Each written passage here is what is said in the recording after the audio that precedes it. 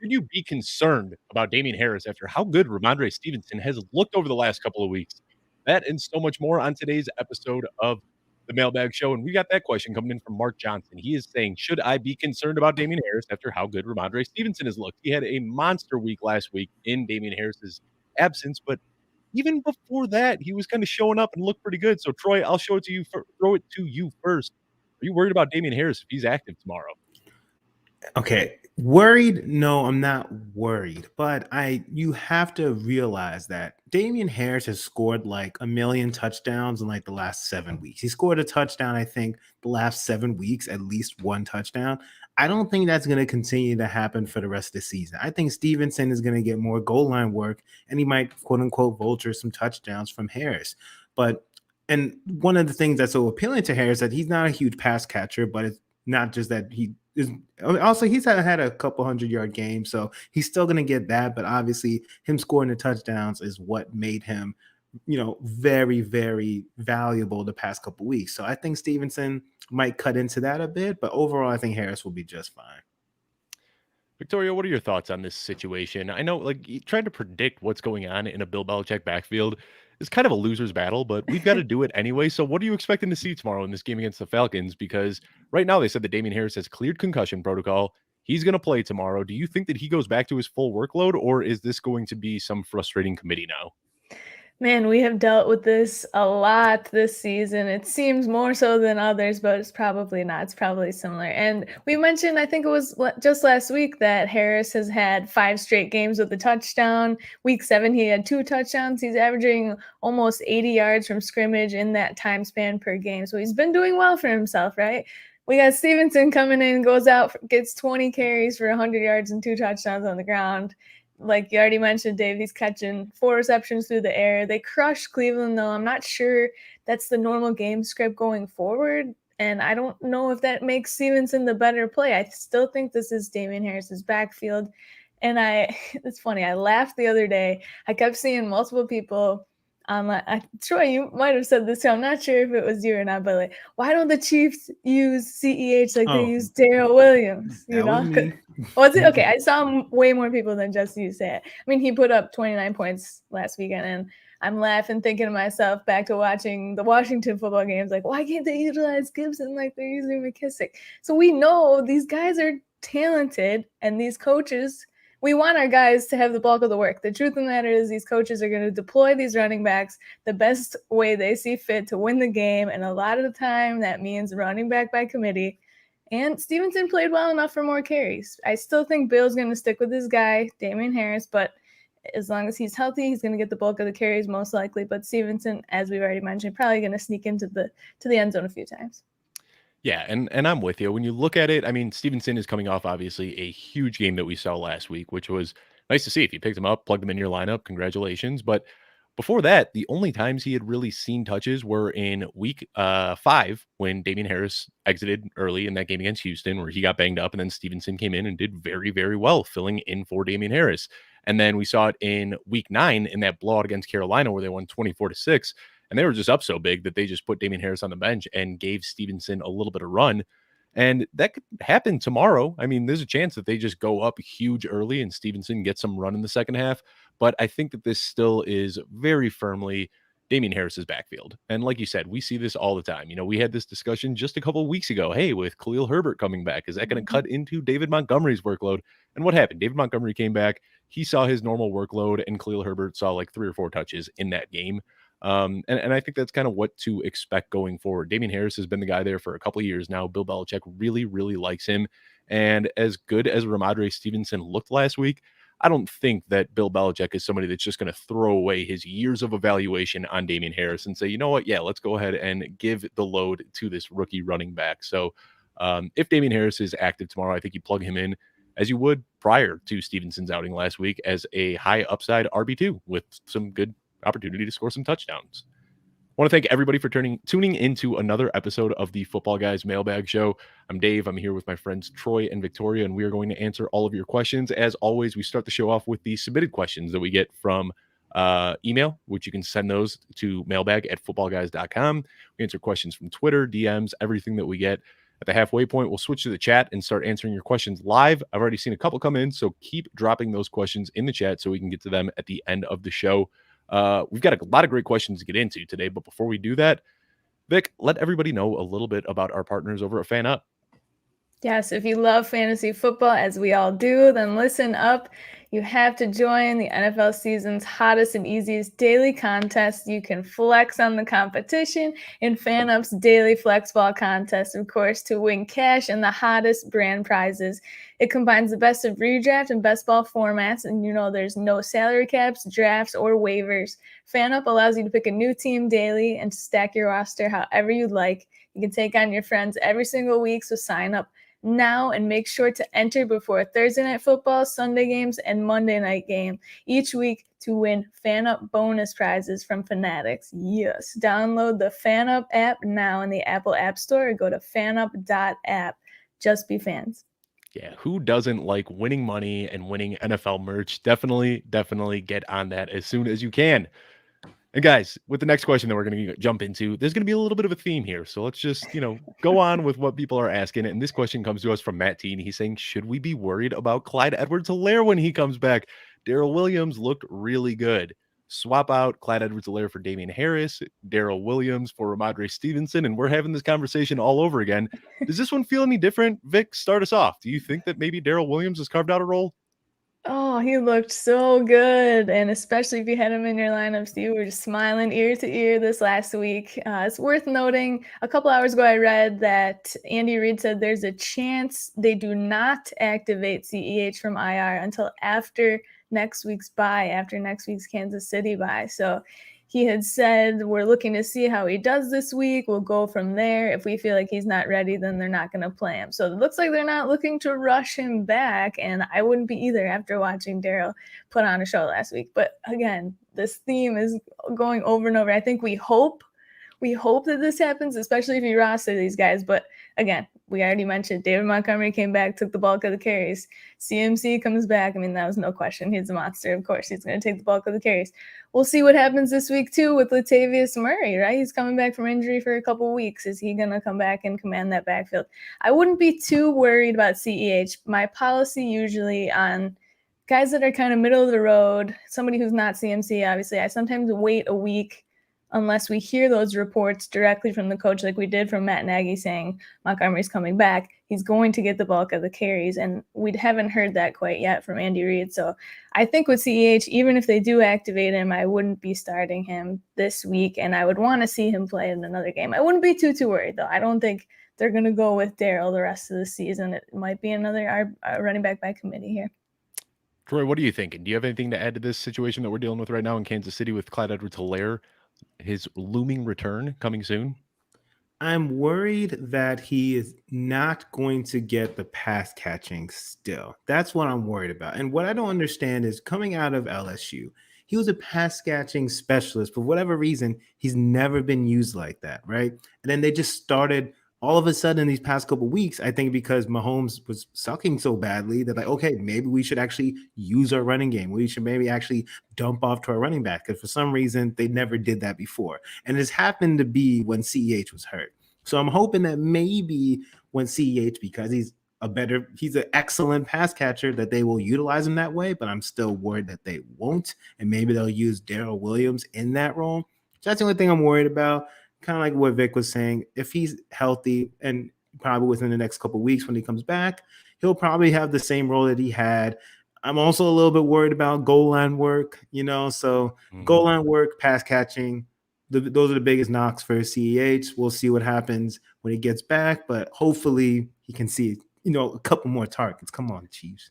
And this is something that I just wrote about in my 3 Up, 3 Down article that came out a couple days ago, was that I think Darrell Williams is kind of trending up right now, even though CEH is coming back, for the exact reasons that you just said, Troy. I don't think that Darrell Williams is going to be the lead back, but there are two things that he proved that he is better at than Clyde Edwards-Helaire, and that is catching the ball, and that is finishing at the goal line and scoring touchdowns, which have really been the two Achilles heels for Clyde Edwards-Helaire through his first 2 years in the league. Something else that makes this situation just a little bit different than the Patriots situation that we discussed is that Darrell Williams has a lot of history with the Kansas City Chiefs. Rhamondre Stevenson is a rookie that's only had a handful of games in the NFL so far. Darrell Williams was drafted in 2018 by the Chiefs. He's played his entire career there so far. Andy Reid has a lot of trust in him. We've seen Darrell Williams get the bulk of the work before. So, I think Clyde Edwards-Helaire is going to come back and see more touches.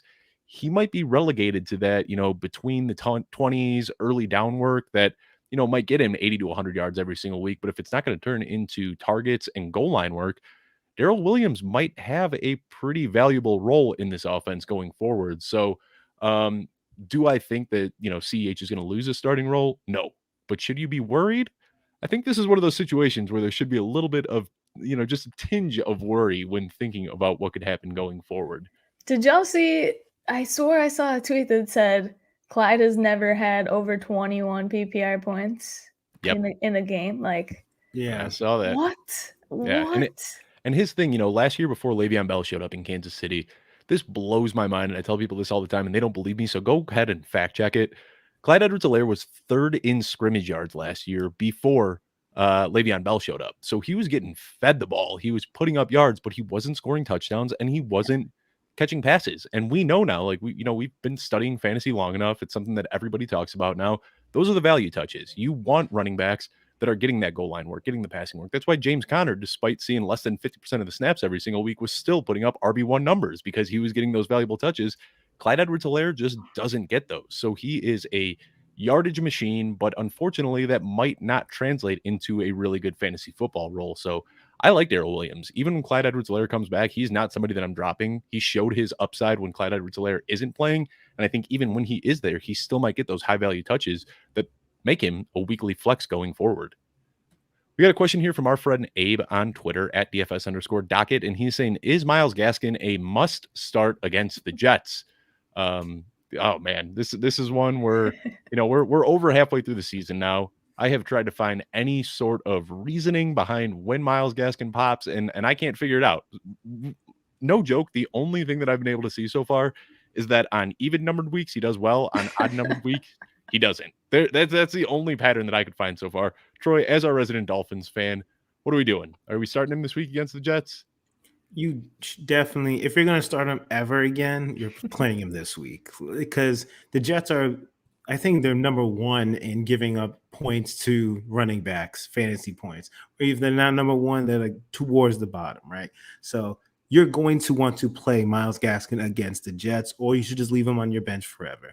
And there's the thing, and also about Myles Gaskin, that he's seeing the vast majority of the carries and the targets out of the backfield. So Salvon Ahmed, he's been losing like opportunities in terms of opportunity share. So Myles Gaskin, they're starting to use him more like a workhorse ever since Malcolm Brown was sent to IR. Ever since Malcolm Brown's been sent to IR, we've seen an uptick in, what Myles Gaskin's been doing. And we've seen a little sprinkle of Patrick Laird, but he hasn't done enough to be worried.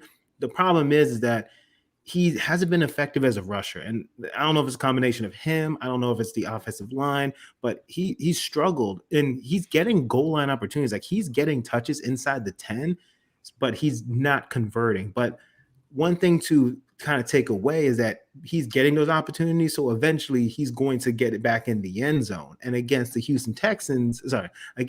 Jets, that's a bet I'm willing to make. So I'm going to play him. Hopefully, he sees the pass catching, but I think he's a solid play this week. All right. I'll push back on that a little bit, but first I want to hear from Vic. What are you thinking, Vic? Is he a must start against the Jets this week? I think I'm going to go with not a must start, but he is a start. Given this depleted running back environment, we are going to be heading on the rest of the show, I presume. And even if he is averaging 3.4 yards per carry, Jets, as Troy already mentioned, giving up a lot of points to the position, about 22 PPR points per game. It's a good matchup, and if Tua is back, that should make things a little bit easier on Gaskin. Instead of having old Brisket at quarterback, we're going to have Tua hopefully this week and make things interesting. Now, the one thing I will say is when you look at his games, the biggest weeks that Myles Gaskin has had so far have come in losses, when they're trailing big and he's able to rack up a lot of, points through the air as a pass catcher. So I think that's the one thing that worries me here a little bit, is that he could get phased out of this game. I'm not saying that Miami has this dominant team, but, they just went out and beat the Ravens. Their defenses look good for the last couple of weeks. So if they take an early lead against the Jets, I don't know if Myles Gaskin is their best runner as a running back. I think he's their best running back out of the backfield when it comes to passing work, but he might end up getting phased out of this game. Miami goes up 2 scores before halftime. You might only see Myles Gaskin take a few snaps after the half. So I think that's the one thing that concerns me a little bit. So, the term must start, I feel like has a really heavy connotation that he's like, a top 10, top 20 smash. I don't think that that's what he is this week. So. Yeah, I think that, you're playing him as a flex. I don't. I agree. I agree with that. I agree. Yeah. If you're in like a really shallow league, you might bench him, but any standard 10, 12 team league, Myles Gaskin is worth a starting spot this week. I don't think that you're benching him in many leagues. On to the next question. This one comes from Pat M, and he's saying, do you think Trey Sermon gets run now since Elijah Mitchell is hurt, or is Jeff Wilson the only play? Whew. Vic, what do you think? I mean, so we're just going to imagine here that Eli Mitchell isn't going to play despite Kyle Shanahan saying, he'll be good to go on Sunday. I don't believe that. He had surgery yesterday to put a pin in his finger. Kyle Shanahan seems to be saying that he's going to be good to go, but most analysts I have heard talk about this situation do not expect him to suit up. So Trey Sermon, Jeff Wilson Jr., Jermichael Hasty, who's the guy here, Vic? I think Hasty might be hurt if I'm not mistaken, but I'm not sure. Is he out too? He's questionable. Yeah, they're not sure if he'll give it a go or not. This is the question every single week and every single year for Kyle Shanahan's backfield. Who's going to be the starter? You know what? This question, I want to answer this. It's like the scene in Bridesmaids with Trey Sermon. For the rest of the season, when you see him on the waiver wire, you see him on your bench, just look away. Look away. If you remember the scene in Bridesmaids. Because Kyle Shanahan is also looking away. He clearly refuses to play him. And like you already said, Dave, he's saying, Eli just had surgery. He'll be good to go. He's going to play on Sunday. Like, there's nothing that's going to make this man give Trey Sermon some run. I think I'd rather go with Jeff Wilson. I think Jeff Wilson's probably the play this week. Again, as Troy mentioned, if Hasty's still banged up, definitely like Jeff Wilson this week. Yeah, I'm going to agree with that. Troy, do you have anything to add to this one regarding the San Francisco backfield? I will say the only other thing is that because the pin in the finger, it's not even like a pain tolerance thing. It's more about ball security, right? And I think obviously they're going to figure it out in the practice. So that's one of the reasons why I'm less optimistic that he's going to play. Like, okay, like you just got a pin. Can you hold on to the ball? But I do want any parts of Trey Sermon. Even when he got the opportunities, he didn't look great. I think Jeff Wilson is the only play here. I almost want like Kyle Juszczyk over Trey Sermon. Seriously. But yeah, I'm not playing Sermon. Yeah, unfortunately, I think that we just need to let go of that hope that we had with Trey Sermon. I mean, it is very clear that Kyle Shanahan just doesn't like him. I don't know what the story is, but he does not want to give Trey Sermon the ball. So if Eli Mitchell is out, you know what Troy said, I agree with you. I think that in deep leagues, Kyle Juszczyk actually makes for a pretty intriguing play. But the only guy that I would be, confident starting if Eli Mitchell is out is Jeff Wilson Jr. I think that's the end of the list. Once you start going further down the depth chart, I think that you're just kind of asking for trouble here. We saw last year with Jeff Wilson Jr., where he was able to step up late in the season, strung together a couple of fantastic games, and it wouldn't surprise me if he does that right now with Eli Mitchell out again. All right, we got a question from our friend Jimbo Swenson, and he is saying, if you lost Aaron Jones and have Henderson on a bye with Najee Harris as your only running back, who was your favorite waiver wire fill-in? This sounds like a hypothetical question to me. I don't know if Jimbo's actually going through this right now. I'm kidding. This is extremely specific. We're going to do our best to help you out. Troy, help us out. Who is the running back off of waivers right now that you want to plug in as your RB2? It's got to be Deontay Foreman. He's actually on waivers, Deontay Foreman, because one, there was just a report about, I think, McNichols. He has a concussion. And also McNicholas, however you pronounce his last name, apologies. But I think that also he was, even though he's part of a committee, he was clearly the lead of that committee. I think he saw 40%, I think 43% opportunity share. I think he played, majority, and he played more snaps than Adrian Peterson as well as McNichols. And I just feel that, again, he looked the best. He was the best looking runner out of all of them. And he's got the Texans this week. And he got the Texans this week too. So obviously the Texans give up a lot of fantasy points to the position. So in terms of any other options, obviously there's Stevenson, there's him. Outside of that, I don't know. I'm curious. One person I am curious about, and this is more of in a deeper league, Patrick Taylor. He's the backup. He's like the third string running back of the Green Bay Packers. I don't know if he's going to get any run, but I've picked him up in a couple of deep dynasty leagues, just in case. But your standard redraft, you're not going to look at him. But if y'all have a deep dynasty league, Patrick Taylor, who knows? Maybe he'll get a little bit of run because Kylan Hill, I think they tore his ACL, so he's not available. Yeah, that was that brutal Thursday game where they showed it over and over and over again in slow motion. Like, all right, we got it. He's out. we don't need to see it again. Vic, before we go to you, I just want to follow up with what Troy said. D'Onta Foreman, I think, is a smash play this week. I was just tinkering with my rankings before we went on the show, and I bumped him all the way up to RB15. And I was saying, heading into week 10 that you should have picked up D'Onta Foreman. I just think that when you look at, obviously, Derrick Henry is irreplaceable. I'm not saying that there's anybody out there that can do what Derrick Henry does for an offense. But when you look at D'Onta Foreman, and I'm not just talking about the dreadlocks, I'm talking about the 6-foot frame, the 220 pounds, the elite speed, the tackle breaking opportunities, all of that. He's slow. He's a little bit slower now coming off the Achilles, but for a guy of his size, he still has speed. And you don't need to be as fast when you've got that size because he's a guy that, like I said, I'm not making Derrick Henry comparisons, so don't put that on me. But I'm saying that, if he could play to like 70% of what we got out of Derrick Henry, I really like D'Onta Foreman. And then there's that little revenge game narrative too. The Texans were the ones that drafted him, dropped him after he ruptured his Achilles. He bounced around in the league, and now he's finally got an opportunity. He's seen that opportunity increase with his first 2 weeks with the Texans or with the Titans. So it wouldn't surprise me to see him just, ball out with 20-25 touches this weekend. All right, Vic, I will give another waiver wire running back. But before I do that, I want to hear who you're picking up off the waiver wire this week or who you already have picked up. Oh, goodness. I have picked up Jeff Wilson Jr. in a couple of leagues, as we already mentioned him. Devin Singletary was out there on a couple waiver wires, and I know, resident Bills fan, not the sexiest pick, but against the Colts, they're likely going to keep it a competitive game. Singletary is the pass-catching back. He had 7 receptions or something like that 2 weeks ago. I believe that was a good game for him. I mean, again, not sexy, but if there's just not much out there, as we've already talked about. Latavius Murray. I have a question. Matt Breida, what were your thoughts about him? That was dope. I think he brought a little bit of a spark to the offense. I was glad we brought him in the game to be active. I was thinking potentially we would get another guy off of our practice squad to come in, but Breida lit it up out there. That first touchdown when Josh moved in the pocket, his little dart to him I heard Sigmund say it the other day. He said it's like they gave him an audition for the starting role, and he just absolutely crushed it. So I do like the Breida pull. Let me throw a few other names out there, though. Some guys that, might be a little intriguing. Benjamin was somebody who was a real hot waiver pickup heading into last week. Didn't really do too much, but is he somebody maybe that you pick up? I mean, James Conner got all of the touches in Arizona last week, but do you think that's the worry? Yeah. Continue to just lean on him, or do you think that maybe, Benjamin can carve something out for himself this week? I'm racking my brain on their matchup. I was saying deeper league. Seattle, right? Yeah.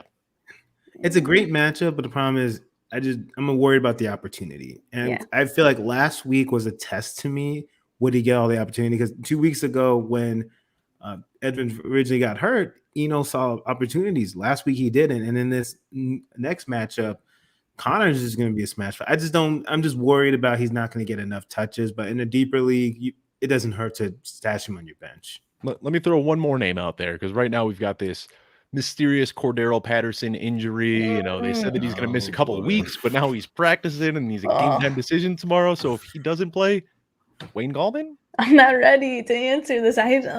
Goodness. I don't want to play Wayne Gallman. You're right. It's kind of like you don't want to play Mike Davis either. And especially I'd rather New play England, Mike Davis. The matchup, though. But Mike Davis is somebody's and you watch Wayne Gallman in his early years in the Giants. Anytime Saquon Barkley went down, Wayne Gallman stepped up and looked good. Now he's not a technical, polished runner, but he is a smash you in the face and knock you on your back and run right over you type of runner. And I think he's somebody that might, if Patterson is out, I feel like he can kind of step into that role well because Mike Davis is, better reading the zone options and, he's a lot better at finding the creases. But Wayne Gallman is just an athlete, and that's kind of what Cordero Patterson is. So if Patterson misses, there's some talks that maybe they just plug Wayne Gallman in, and he's, lining up out wide. He's doing a little bit of everything, but it doesn't look like you guys would be too confident in that, huh? You gotta be real desperate to want to play. The matchup. Wayne New England's just been, I hate to say it, but they won best defenses. Yeah, and they're one of the looking best good. offenses. Who'd have thunk it? All Because right, Jimbo. Hope we helped you out here. Hopefully you were able to get Deontay Foreman because he is the one that we all seem to be in agreement on here. On to the next question. This one comes from Sam Price, and Sam is asking us, do you think Rashad Bateman overtakes Hollywood Brown as the wide receiver 1? Ooh, Troy. Bateman's good, but is he that good? I don't think he does it this year. I think it's still Hollywood Brown's job. I think Bateman, he's seen his workload has been increasing, right? He's been seeing more targets. He looked good against the Dolphins. And the opportunities he's been given, he looks good, especially for a rookie. Like you could tell he's gonna be good in this league. Like I'm excited, especially with next year. Like he's gonna, I think, eventually be that wide receiver 1. But this year, Hollywood's been just way too good, too explosive. He's having a fantastic year. I don't see it happening. And then also you got to worry about Mark Andrews too. So Bateman's got to fight out of both of them. I think he's going to get plenty of opportunities. It's the way that Ravens have transformed their team, pretty much being from only running into now they're more balanced. But he's not going to take over the wide receiver 1 this year. Yeah. I mean, I just looked. They've played a total of 5 games together now. And Rashad Bateman – I'm sorry. They've played 4 games together now. Rashad Bateman, somehow in his NFL debut in week 6, he saw more targets than Marquise Brown did. That was Marquise Brown's season low at 5 targets. However, Marquise Brown has seen more targets in every other game since. In the 4 games that they've played together, Marquise Brown is out-snapping Rashad Bateman. So I like Rashad Bateman a lot as a talent. I think that he's going to have a phenomenal NFL career, but I don't think that we're going to see that change of guard happen this year. Vic, are we all in agreement, or do you think that Rashad Bateman could step up as the wide receiver 1 in Baltimore? I'm with you guys. Not this year. I wouldn't be shocked if next year he's top 20, top 25. He hasn't had a crazy breakout game this year just yet, but as you guys mentioned, he's consistently getting targeted. He's making plays too. I saw a clip today of the one-handed. Oh my gosh, the outstretched arms, just like, oh my goodness. He has all the talent, all the measurables. And he could have like a Michael Pittman type season next year. Well, where we know that talent is there, we're just waiting for the opportunity to catch up. And I don't want to compare. I love that comp with Pittman too, because Pittman had to deal with some injuries early on in his rookie season and couldn't really get up to speed. And I like that. That's a good one. I'm saving that.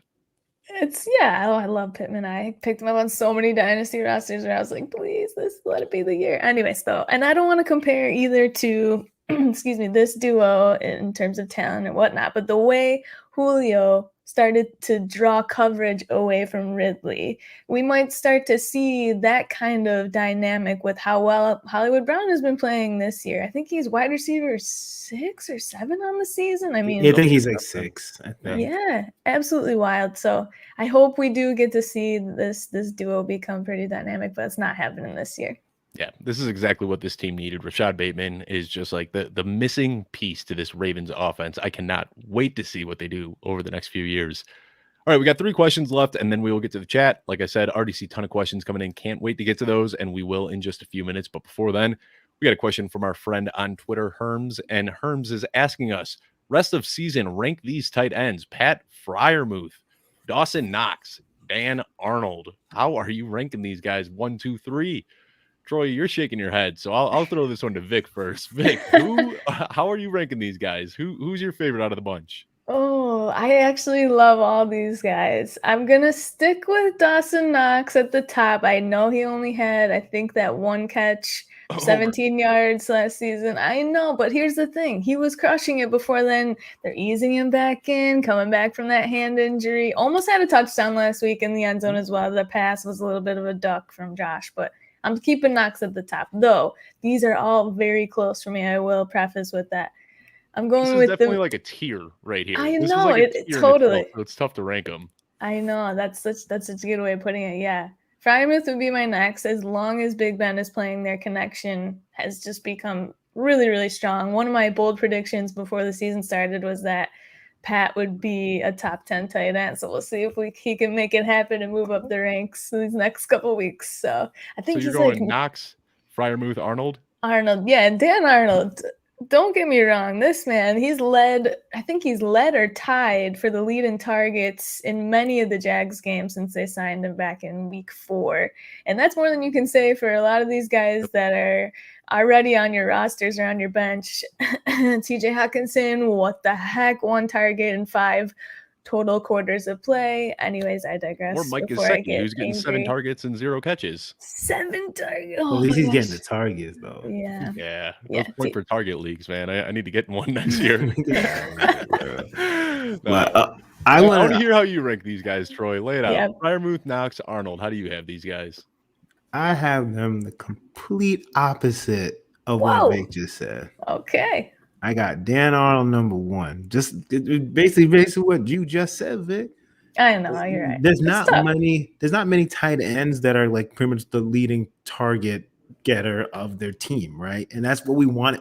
He's exactly what we want in our tight end. We want someone who's getting consistent target share because tight ends are so inconsistent. So when I find that, and again, and I think the problem is if he played on any other team, this wouldn't be a question. I think it's because he plays on the Jags, people do not want to believe in it or just want to not take it for what it is. So that's why I'm going Dan Arnold.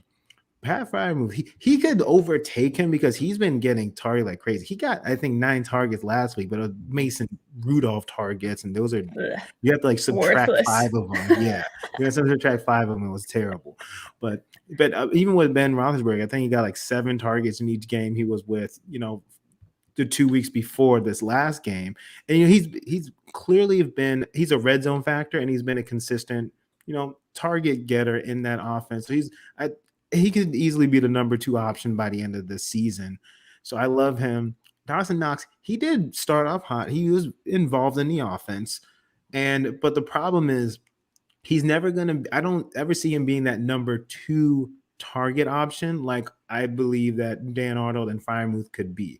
I think that even when he was doing well, his points came a lot on touchdowns and not necessarily always on targets. And I think that's the only issue with Knox because he could easily be outdone by Beasley, Sanders, and Diggs. So that's when, again, he's a fine tight end. He's like the normal tight ends, but I think these other 2, they just hit different. So that's the reason why I feel that way. So reminder, you had Arnold number 1 and then Freiermuth 2. All right, so I'm a little bit off here. I've got Arnold number 1, and then I've got Dawson Knox number 2 and Freiermuth number 3. So none of us agree. None of us agree.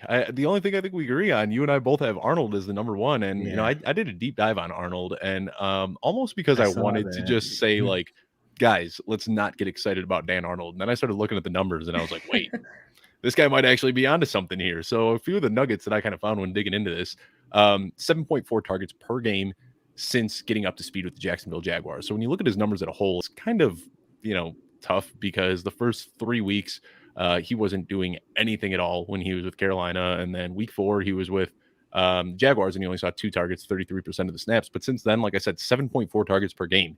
And he has seen 7+ targets in 4 out of those 5 games. Now, to put that into context, Travis Kelce, Darren Waller, TJ Hawkinson, Mark Andrews. Those are the only tight ends in the league that are averaging 7.4 yards per game. Something else, when you look at his yardage total that he's had since he's joined, he's averaging 57.2 yards, which really doesn't sound like much at all. But that is the 4th most yards per game behind Travis Kelce, Mark Andrews, and Kyle Pitts. So, I mean, this guy is putting up elite usage numbers right now. He's getting targets, he's getting receptions, he's getting yards. The problem is he hasn't found the end zone once. Well, he did once, but it was on a 2-point conversion. He has not scored a touchdown. So something else that I looked at was how often tight ends typically score. And on average, a tight end scores a touchdown every 25 targets this year. What we've seen are 21 touchdowns over 518 targets. So 1 touchdown every 25 targets. So if you just tack on what that would be, at 37 targets, 1.5 touchdowns is what Arnold would be if he was catching a league average touchdown rate. That would put him as the tight end 5 overall right now. Hey. So if you think that he's going to regress to any sort of, touchdown ability, he should be looked at as not only a tight end 1, but like the top half of the tight end 1. So He's a guy right now that is still available in a ton of leagues, and I don't think he should be because he is due for a monster game where he is finally going to regress to some touchdowns. And it's crazy that he got traded like within a couple games of the season. He didn't even start on the Jaguars, and it's crazy. He just instantly became a factor. It's wild to me. This is his fourth team. Like he went undrafted and then has bounced around to 4 different teams in the last 3 years. Arizona, Carolina, Jags. Where was he? I don't know where he was before. He had a cup of coffee with the Saints after that. He was with the Saints originally. I forgot. Yeah. So he's been all over the place now, and no team has been able to unlock him. But clearly, there's something about Dan Arnold that coaches like because they keep bringing him in. And what they like is a guy that's 6'5" and has a massive catch radius. I mean, you throw this guy like you throw it anywhere near the size of a barn door, and Dan Arnold's going to come down with it. He doesn't have a lot of like yak abilities.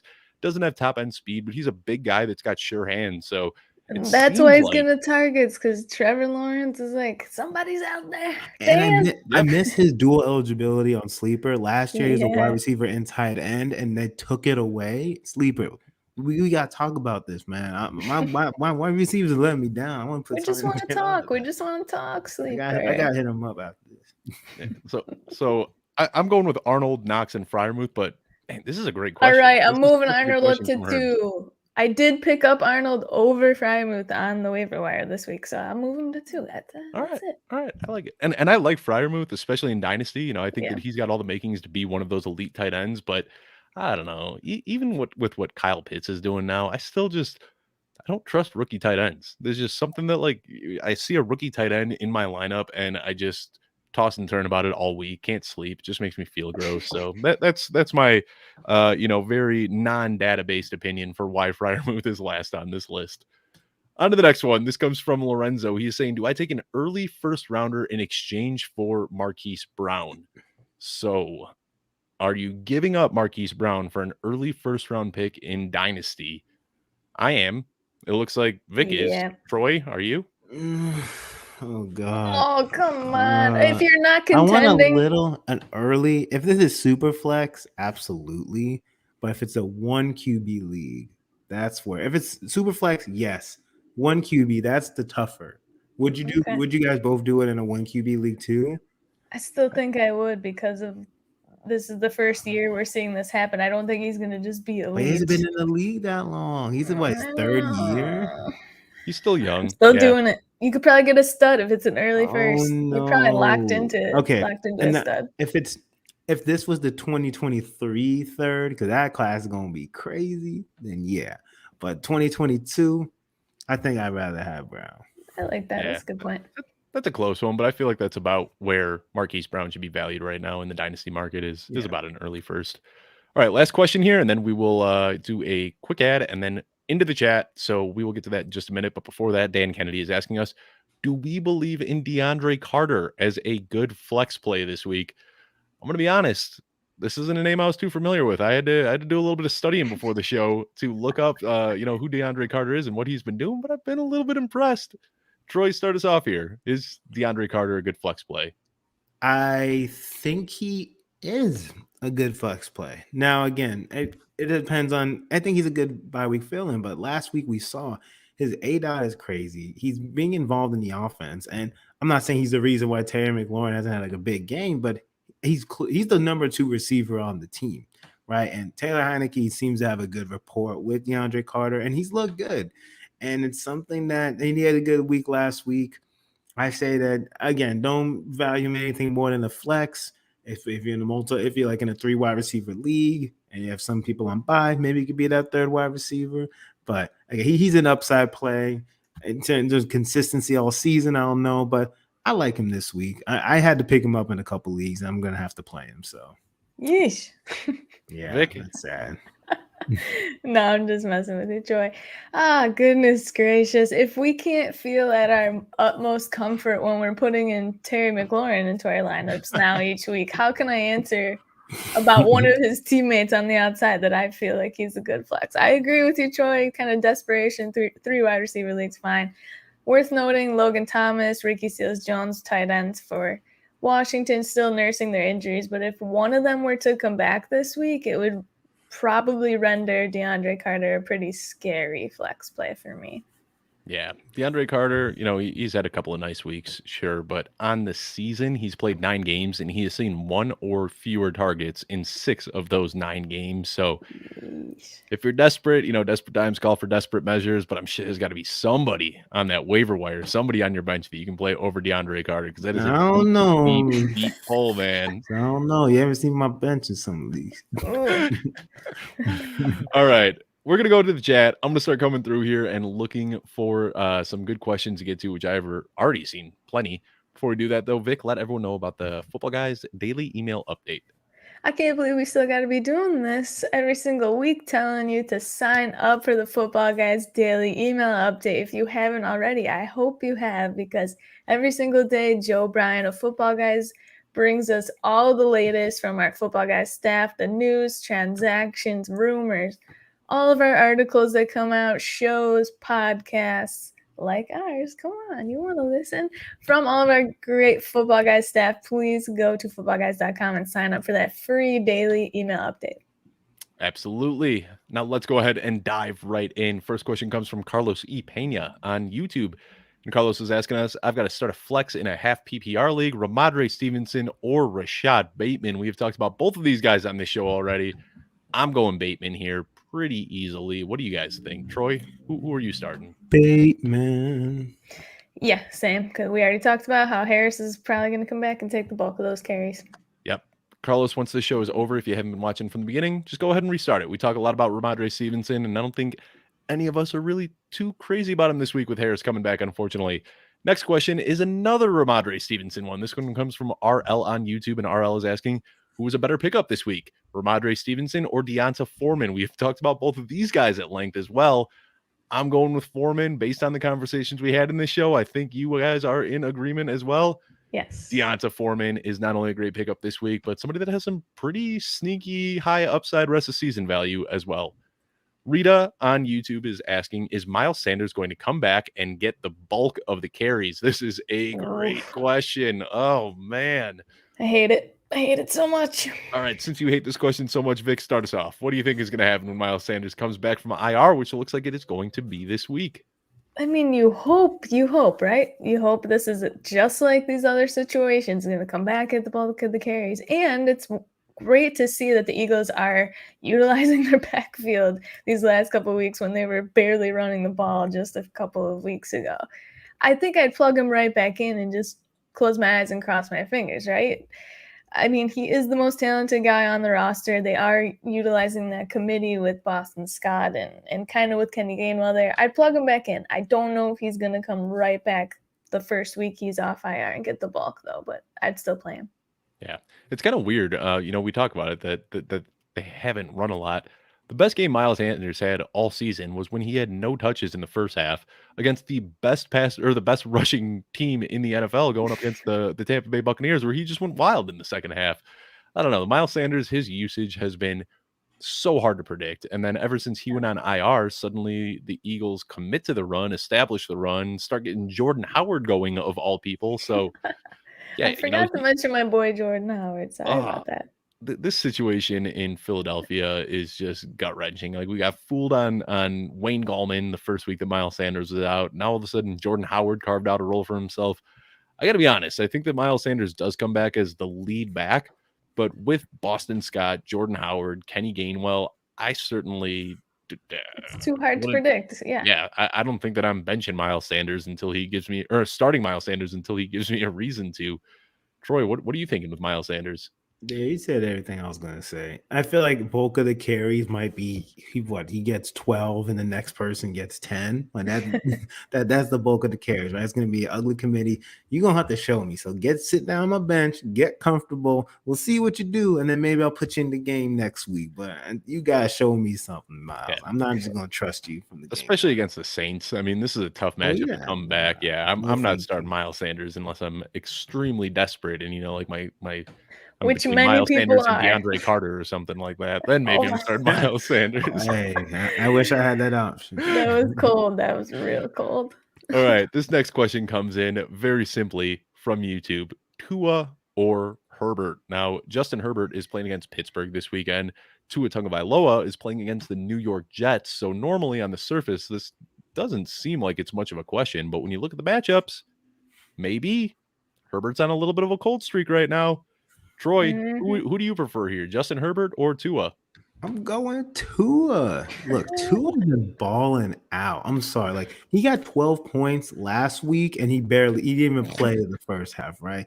Tua has been balling ever since he's come back from injury. He's been balling out against the Jags, against the Falcons, against the Ravens. He even played the whole game. Like, he's been killing it. Again, Herbert has not been Herbert, right? I think within the last 3 weeks, he had one good game and two bad games. I don't know what's going on with him, and he has a terrible matchup. Give me the guy who's actually been good recently, Tua. Yeah. So the one thing that I'll kind of push back on that with a little bit is we saw this last year with Justin Herbert, where started the season off red hot, and then he went through this cold streak. And I said, hey, everybody, maybe we should pump the brakes on the Justin Herbert level a little bit. All right, let's bench Justin Herbert this week. And what did he do? He threw for like 450 yards and 4 touchdowns against Las Vegas the very next night. So I don't know if I'm ready to completely jump ship on Justin Herbert yet. I mean, he's frankly just been atrocious over the last few weeks. He's got a 6-to-4 touchdown ratio over the last 5 weeks, or touchdown to interception ratio. Passing yards are down, completion percentage is down, touchdown rates down, interception rate is up. That being said, I'm not betting against Justin Herbert because this man is just a good quarterback, and I think he's going to bounce back. So I'm going Herbert here. Vic, Tua or Herbert, you're the deciding one.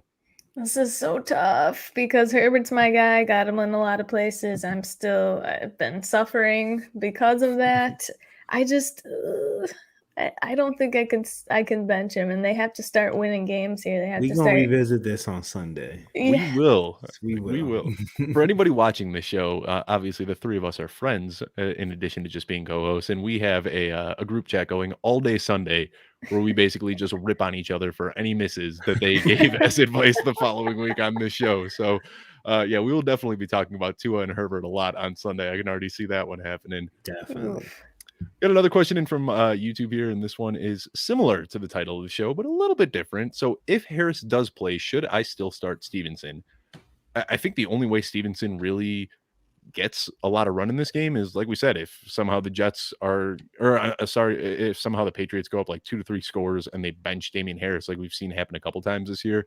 But that's the only way that I think Stevenson really does much in this game. I mean, would you guys be comfortable still starting Stevenson, or do you think that he's back to 3 to 5 touches a game? No, I would not be comfortable. I think at best he's a flex player. You're praying he gets in the end zone. If you're playing him, it's because you think that he's going to score. Because if he doesn't score, his stat line's probably going to look ugly unless he breaks off a big run.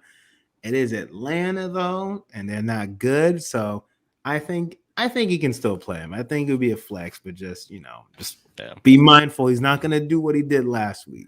His floor is the basement. That absolute basement. He has no floor. So the upside is still there, but there is no floor. So if he bombs, that could be pretty tough to stomach.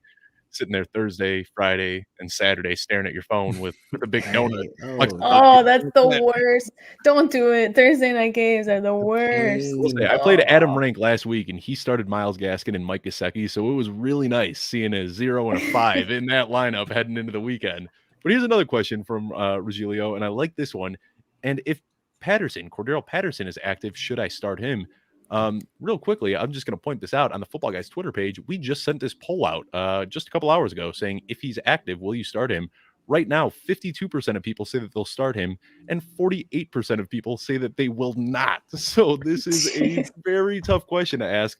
You got this high ankle sprain, which is normally like 6 to 8 weeks. Somehow Cordero Patterson ices up for 1 day and is back at practice the following day and now expected to play on Thursday. Vic, if he's active, are you starting him?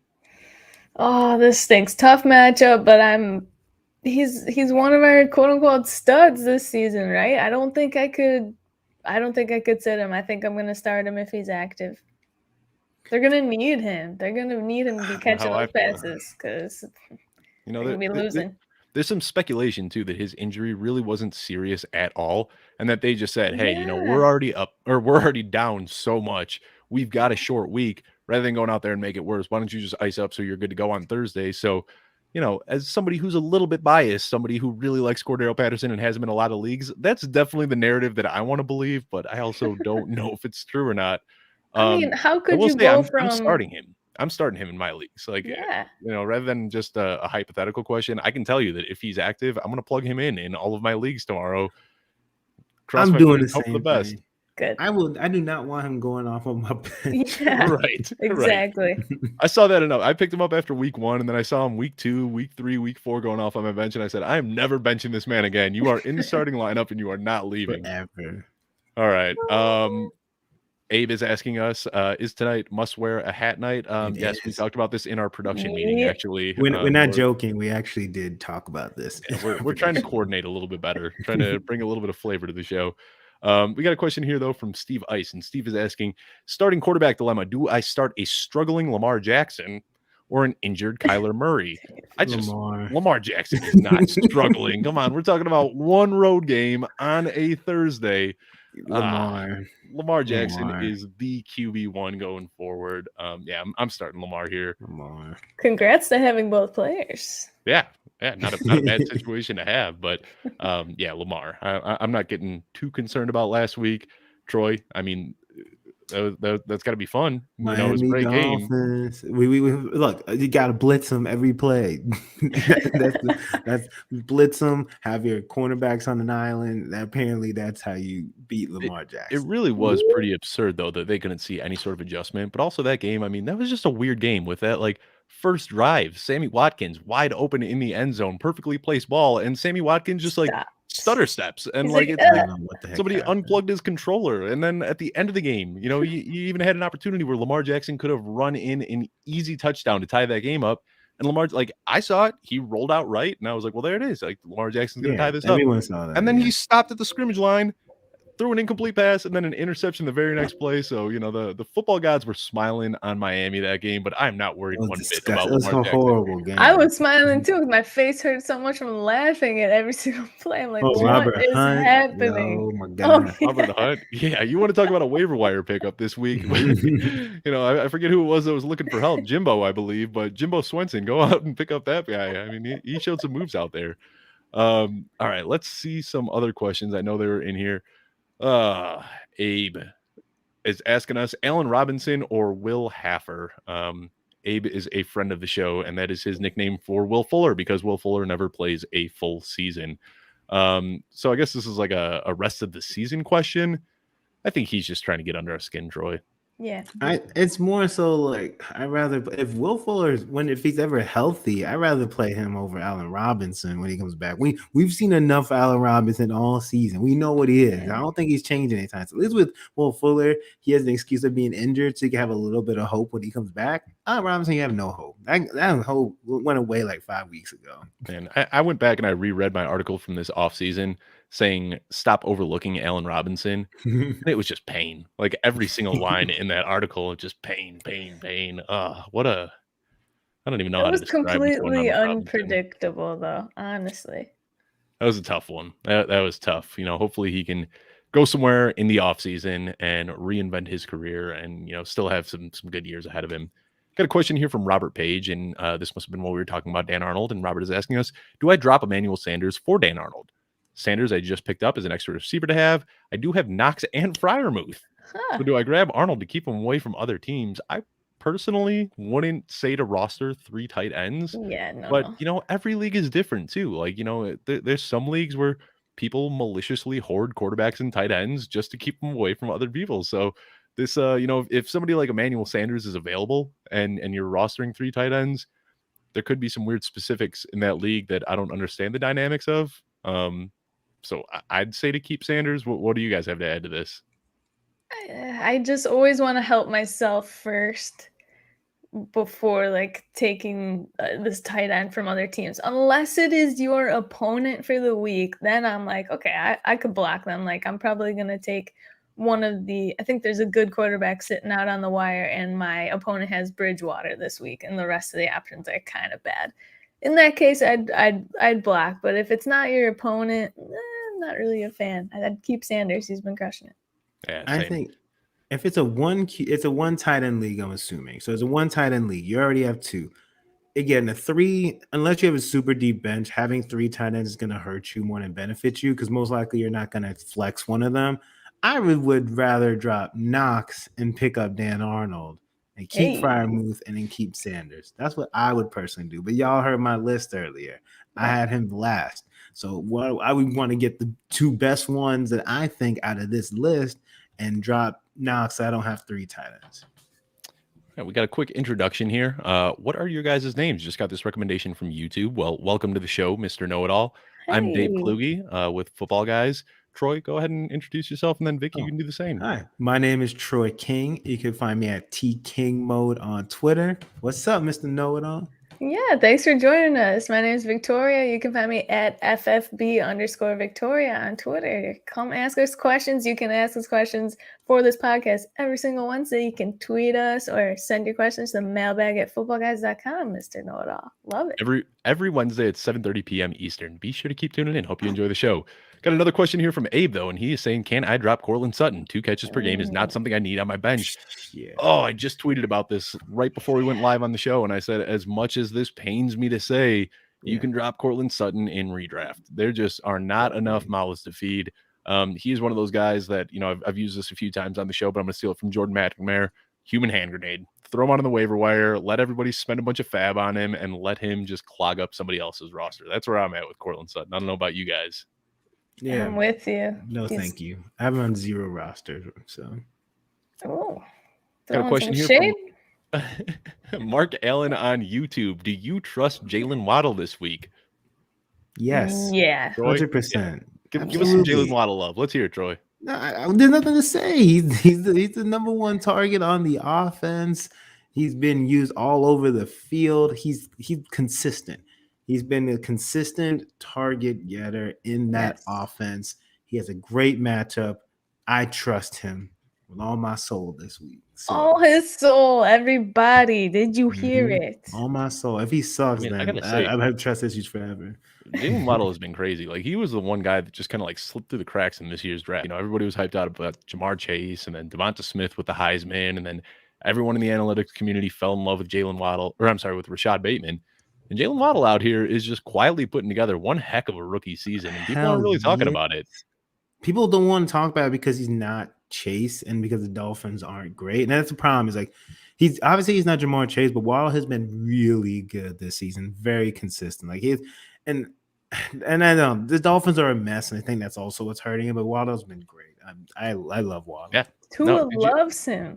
He gets 10 targets easily he's so in the game. Freaking good. Mm-hmm.